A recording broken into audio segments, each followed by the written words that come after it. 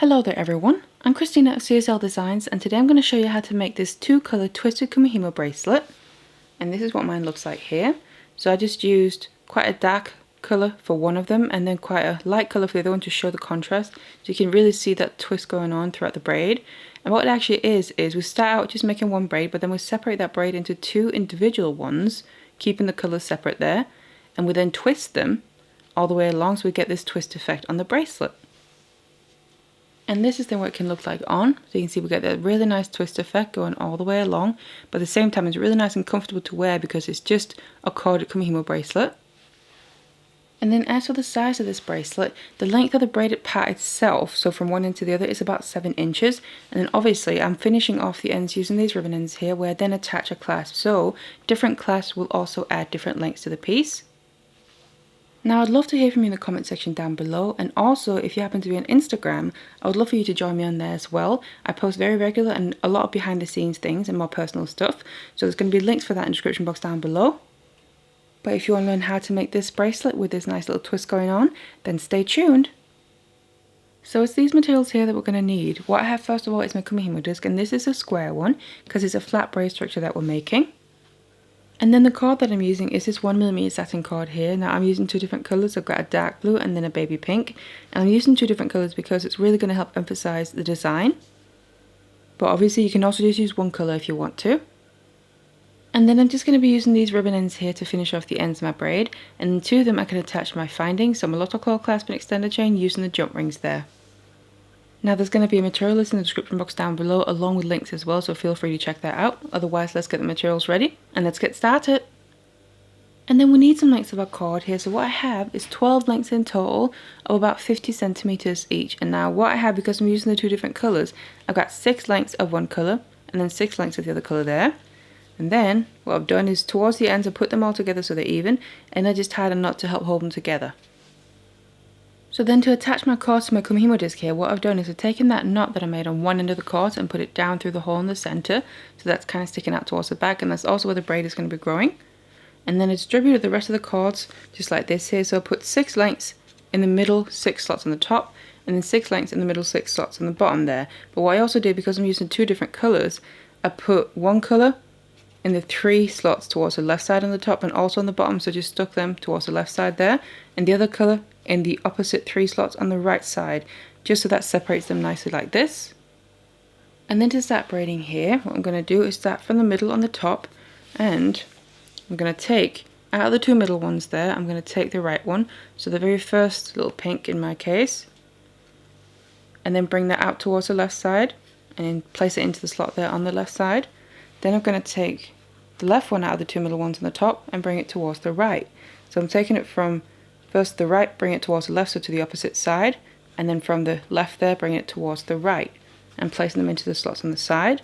And now we need to move the bottom and the top cords to the opposite side, just one at a time. So just start on one side. Imagine that you have kind of a line down through the center of the disc there. So I'm going to work first on the right side of the disc, and then on the left. You can also start on the left and then the right, that doesn't really matter.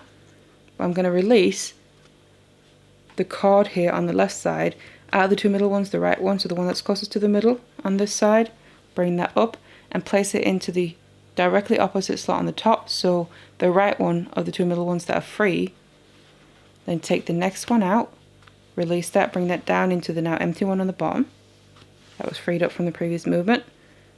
Release the next one out, bring that into the top empty one that was freed from the previous movement, and the next one out from that, bring that down, and then the last one on the bottom there, bring that up just into that previous slot that was freed up.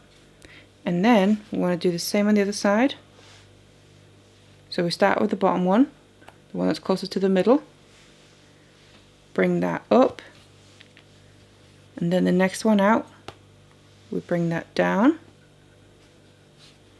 the next one bring that up, and always placing the next cord into the slot that was previously freed up from that previous movement that we made, and the last one to bring that up. And then we moved all the top and the bottom ones there. And then I want to bring the side ones back into the braid, and we do that just one at a time by releasing it. Doesn't matter what side you do first again. And then what I like to do is kind of put it in my hand like this to grab hold of it, and then I pull that a little bit while pushing against all the cords in the middle there with my fingers, and then I bring it down into the empty slot on the bottom there that we have left on that bottom side.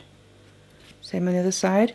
And the reason that I do this just tightens up the braid nicely, makes it more even and consistent, and bring that into the bottom. And you can see now some of the colours here, the cords have changed position, but that's going to happen throughout because obviously they kind of rotate around the disc. So this is now one full round of this braid structure.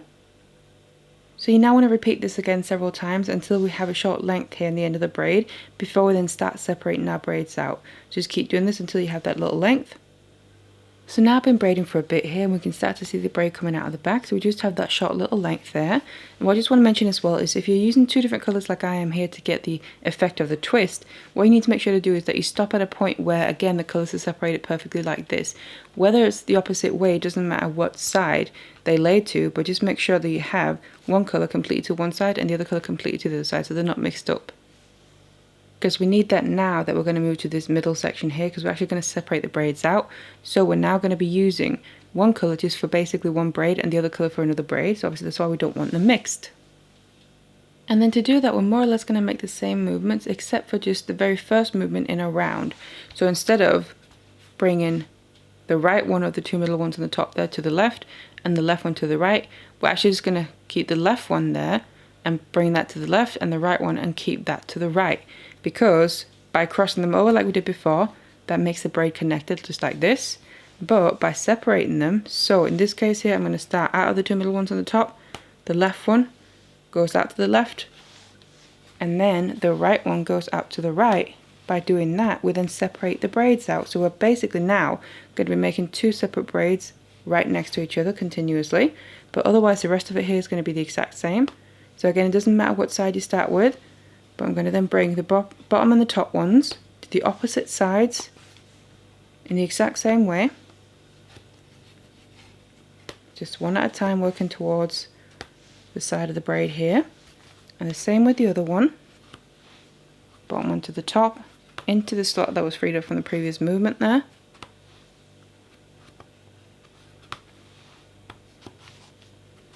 Just like this, and again also bringing the side ones back into the braid in the same way. That doesn't change at all. So make sure, just pull at it a little bit, tug at it, and then push against the cord in the middle just to tighten up the braid nicely. And then I bring it down into the empty slot on the bottom.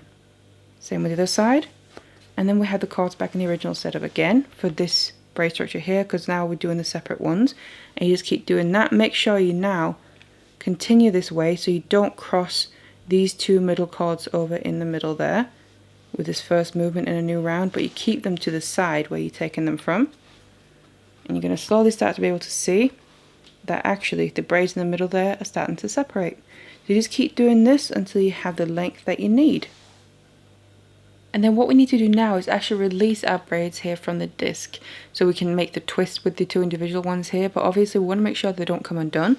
So to help prevent that, I'm going to be using these little hair grips to basically grab hold around the very end of the braid, but still leave it open so we can go back and braid, reattach the braids, then pick up the braid again.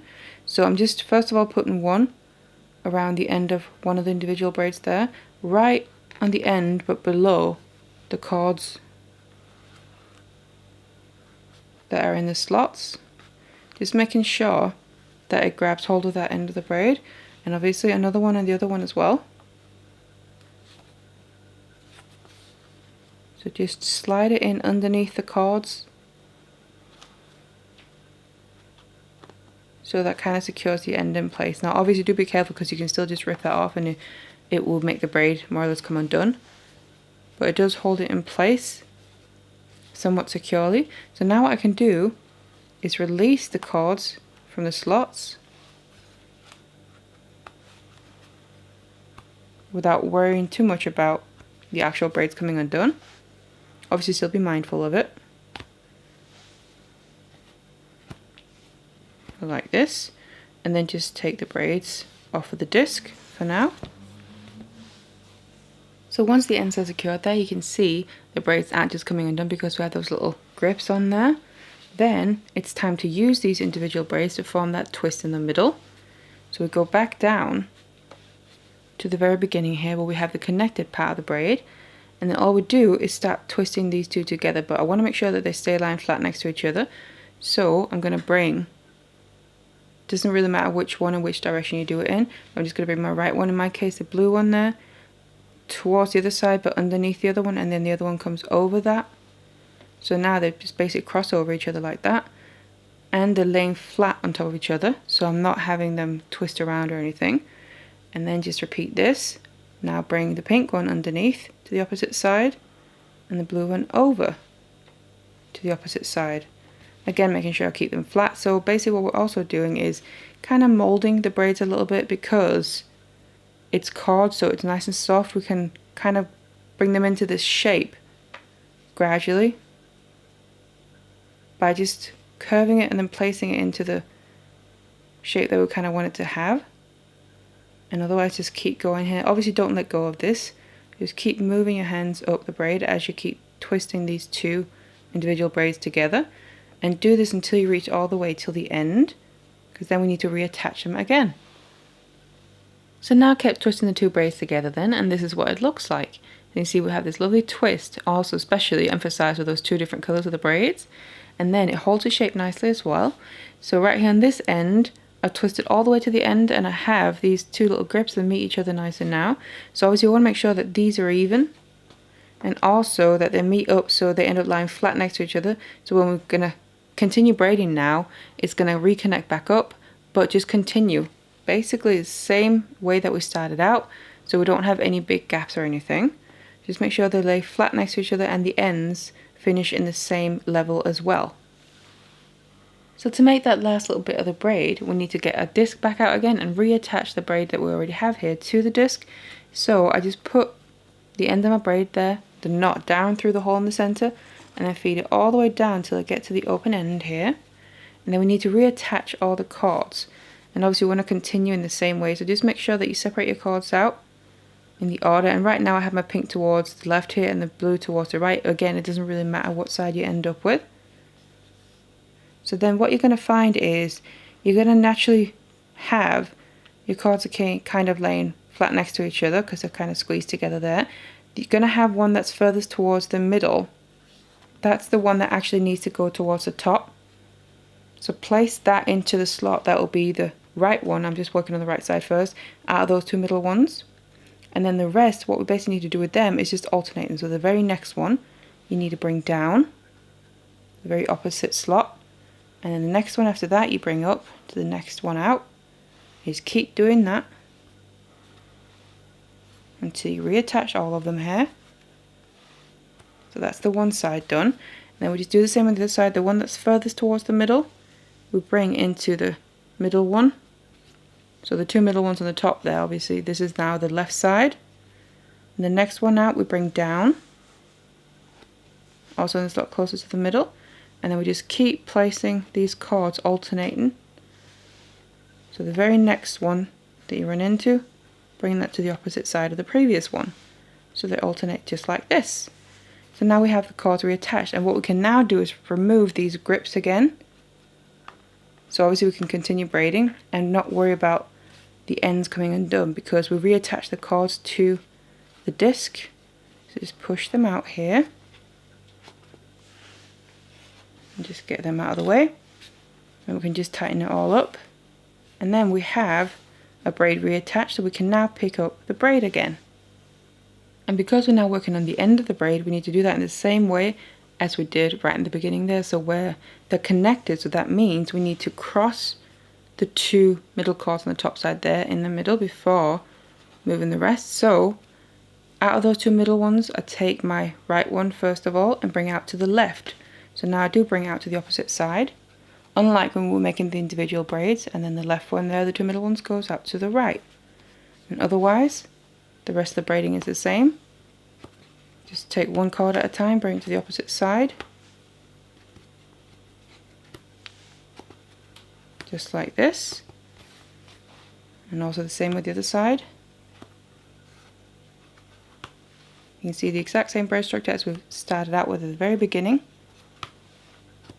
And then, again, make sure to bring in the cords on the side back into the braid and make sure you just push those cords tight in the middle. So we tighten everything up there, just like that, and it gets nice and neat again. And again, do about the same length as we have in the beginning of the braid. Once you then finish making that end of the braid, you can then remove it from your disc, and then it looks a little something like this. So you have this twist going all the way along with those individual braids. And then we just want to make sure to do is, obviously because these cords are going to be open this end of the braid, just tie a knot when you remove it as well to make sure as we finish off the ends here, it doesn't unravel. So to finish off the ends of the braid, I'm going to be using these ribbon ends, which we're then going to use some glue inside and then clamp it down after cutting off the excess. So if you're not familiar with how to use these, I already have a tutorial where I show how to do that. So I'm going to put a link to that in the description box below. Feel free to check that out. But then you can then use those little loops in the ribbon ends to attach whatever findings that you want. And then once you've done that, you're going to have your finished bracelet. So now I've finished off the ends here, and I've also attached my findings. So on one end I have my locked coil clasp, and on the other end I've just attached my extended chain there. Obviously you can use whatever kind of clasp that you want to. So this is what it looks like. So we get this really nice effect of the kind of twist between the two individual braids there, and obviously the two different colours that I've used. So this is what it looks like. So I really hope you enjoyed this tutorial. Now if you like Kumihimo, I have loads of other Kumihimo tutorials on my channel, so feel free to check that out, and I'm going to have loads of playlists as well for different Kumihimo tutorials. So have a look at that, but otherwise thank you so much for watching this one, and I'll see you in the next one.